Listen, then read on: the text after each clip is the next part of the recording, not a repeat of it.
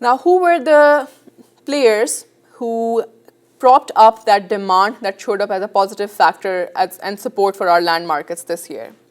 So the breakdown by buyer types as reported by our respondents is put together at the state level here. Matching the trend for so many previous years, the highest demand for our farmland comes from existing farmers.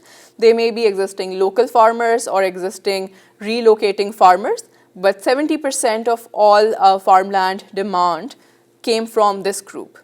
23% of the purchases were attributed to investors. These investors include local as well as non-local investors.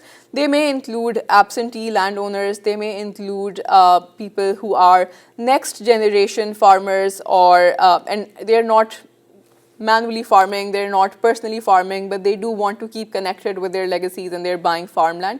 In terms of our survey, they would be classified as investors. So investors doesn't necessarily depict the institutional investors or big companies or individual big names like Bill Gates. It includes a lot of maybe Iowa residents or previous Iowa residents or residents from our neighboring states who are showing interest in our farmland. It also includes the demand for recreational ground that is more pronounced specifically for southern Iowa, southern part of the state.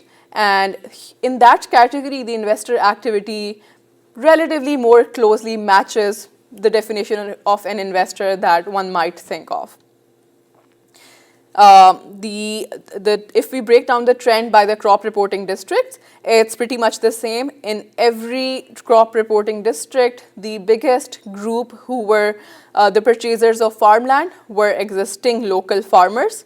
There's a small contribution from relocating farmers, and then the investor activity for both local and non-local investors is most concentrated in the 3 southern districts, with the highest investor activity occurring in South Central District.